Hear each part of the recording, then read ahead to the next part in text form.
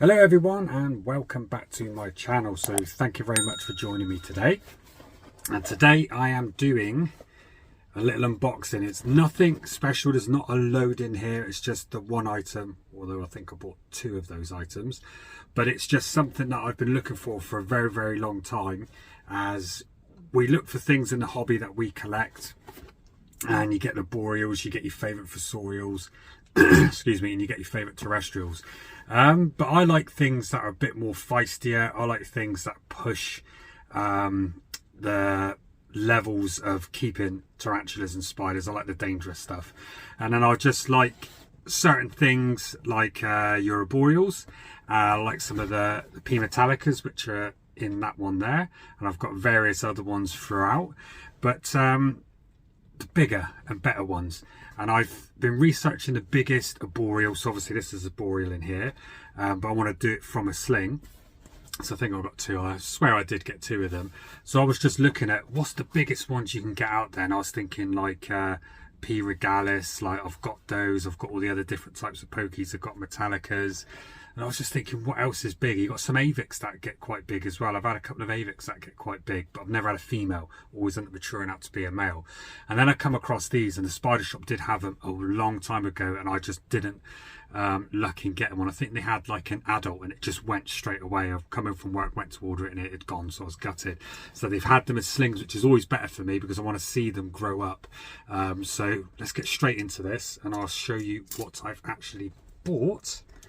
So I'll just open it straight away, because I swear it's only the two items that I bought, so I don't need to do no dramatic unboxing.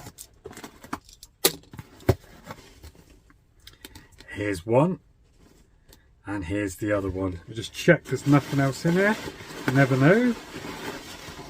Oh, a nice lovely heat pack in there, which is warm as well because it's getting quite cold. Yep, definitely nothing else in there. Brilliant. Right, so what did I get? I think it's now called, I keep calling these the old name, but these are P Carpenteri, which is Phormingochilus, I believe, Carpenteri. I put it on the screen. Used to be, is it Lamprey Palmer or something like that? Oh, it says 1 centimetre. It did say they were bigger than that. So I've got enclosures slightly too big, but I'll put a picture up on the screen of what they're like. So as I said before, I wanted to get something that gets big, and I did have one of these before. I think I got it from Arachnobeth, and I had it for so long and it was brilliant. And what I learned for when I put it in a smaller tub like this, it didn't do well. It needed more room. They like tubes, and they like to, they actually explore a little bit, but because they're big and they have a very wide stance as well, they're quite bold, I found, and they'll come out. And I've seen some footage of them, like I'll put that up there, and you can see the size, but it's still calm. But I've been told from what I've seen on arachnoboards is they're very bold, and it's not for somebody who gets scared easy.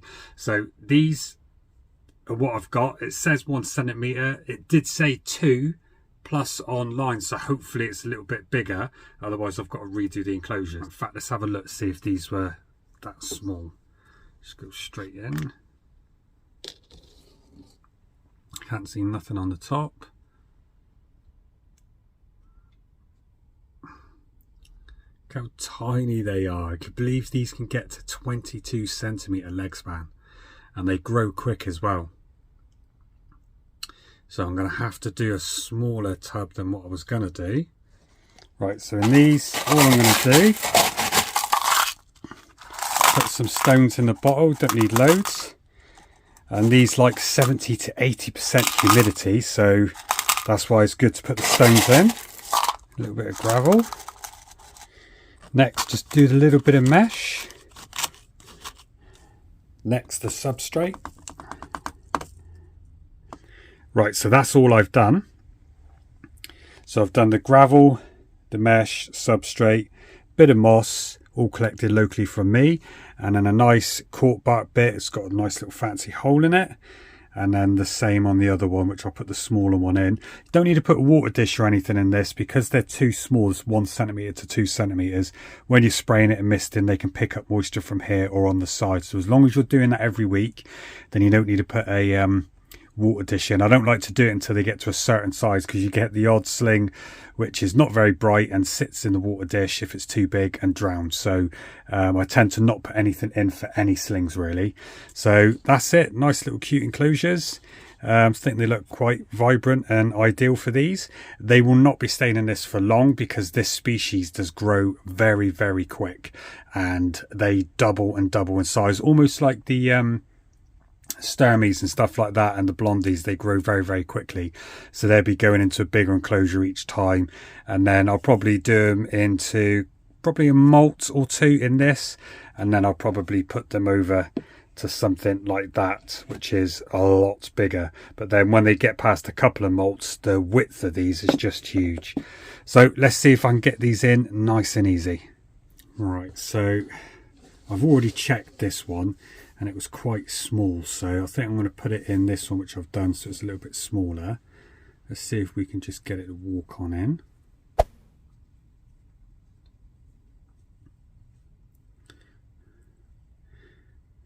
See, I know most of you will probably think you'd put that in the sling pot, but these have got a wide leg span and they do grow quick. So I'm going to keep it in here, because I know that my slings do well in this enclosure, and it's got a bit more room, holes all the way around, so it's very aerated, and like I said, 70 to 80% humidity for these, and these do grow quick. But I think off my last one that I did have, I think they go down to the bottom and then they live a little bit fossorially. So there's no coloration on that at the minute, but we'll see if we can get that in. But definitely this is going to be a really good one to watch on the channel. So let's see if I can just encourage that to go down.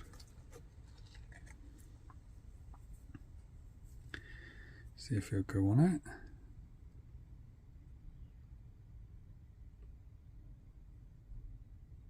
Look at that bold already. Nope, I'm happy staying here on my wet tissue.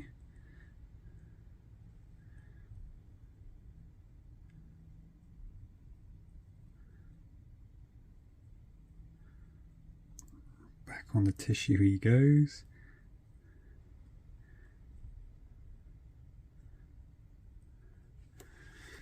Nice and easy. As you can see, one little sling.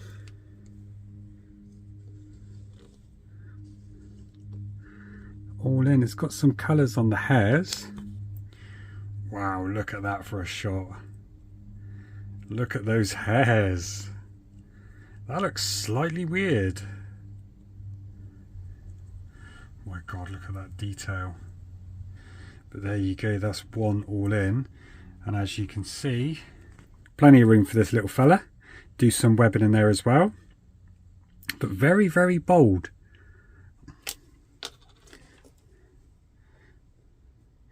Same again, pull this one out. Last one was very chilled, so let's see what mood this one's in. I love the coloration of them already. It's almost like a grey. So you can see this one's freshly molted.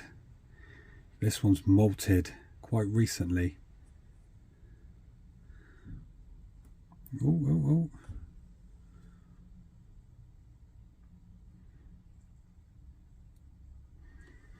Come on, bud, see if I can get you in.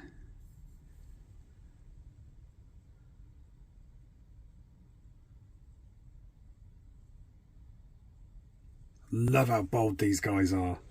Sorry, it's nothing special today as in a big tarantula, but come on. Absolutely love these. Love these, I mean. Right, let's see if this one will take. You never know. So that's a no for both of these. I wouldn't say that's a threat pose. He's just sort of laid on his back, but we'll leave it there for today. But thanks for watching, and I'll see you on the next video.